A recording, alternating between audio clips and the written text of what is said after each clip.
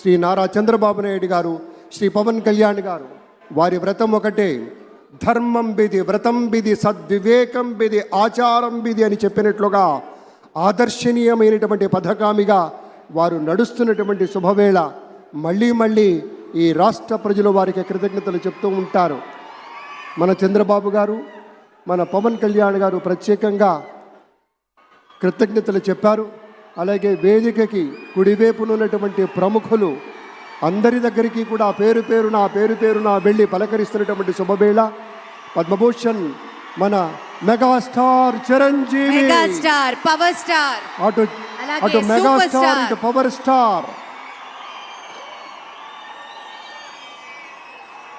ఇది అరుదైనటువంటి చిత్రం. అలాగే మన పెద్దలు బాలయ్య బాబు గారు,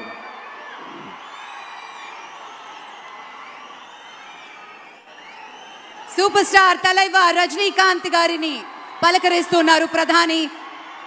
వారి దంపతుల్ని లేడీస్ అండ్ జెంటిల్మెన్ మనస్ఫూర్తిగా వారి శుభకామనలు అందుకుంటూ మన బాలయ్య బాబుతోటి కరచాలనం చేస్తూ ముందుకు వెళ్తూ ఉన్నారు. వేదిక మీద అందరినీ పేరున పలకరిస్తూ రజనీకాంత్ గారితో ప్రత్యేకంగా మాట్లాడుతూ ఉన్నారు. ఇది ప్రేమ, ఇది అభిమానం, ఇది వాత్సల్యం, ఇది కృతజ్ఞత, ఇది గౌరవం, అపారమైనటువంటి విశేష గౌరవంగా మనవి చేసుకుంటూ అద్భుతమైనటువంటి వారి యొక్క దిశానిర్దేశకత్వంలో, మహనీయులు శ్రీ నరేంద్ర మోదీ గారి యొక్క దిశానిర్దేశకత్వంలో మన ఆంధ్రప్రదేశ్ రాష్ట్ర ప్రభుత్వం అగ్రగామి రాష్ట్రంగా నిలుస్తుందనటంలో సందేహం లేదు. అక్కడ అమిత్ షా గారు, ఇక్కడ మన వెంకయ్య నాయుడు గారు పెద్దలు వారిని పలకరిస్తూ ఉన్నారు. శ్రీ